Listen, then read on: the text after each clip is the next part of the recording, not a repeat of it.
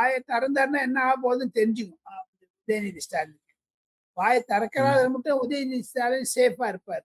வாயை திறக்க ம். ஆரம்பிச்சாருன்னு வச்சுக்கோ விஜய் முதலமைச்சர், அது என்னென்ன ம். வரப்போகுதுன்னு தெரியும். பார்த்துட்டே இருங்க.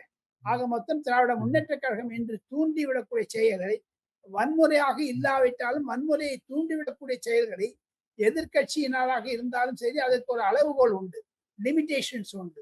அதை மீறி ஆளுங்கட்சியை புரோக் பண்ற ஆத்திரமூட்டும் அளவிற்கு செய்தால் ஒன்று நிச்சயம். இதுல இருந்து புரியுது என்னன்னு கேட்டீங்கன்னா, இவங்க அப்பா, இவன் பையன், இவங்க தாத்தா, இவங்க தான் ஆட்சியில இருக்கணும். வேற யாரும் ஆட்சியில இருக்கக்கூடாது.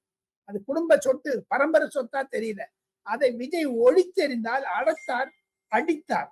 அதனால வரக்கூடிய வம்புனால தான் கண்டிப்பாக விஜய் அவர்கள் உட்கார்ந்து அமர்ந்திருக்கக்கூடிய முதலமைச்சர் சீட்டுல இவர் உட்கார முடியாத போச்சே என்ற பயத்தறிச்சலே இதெல்லாம் பேசுறாங்க.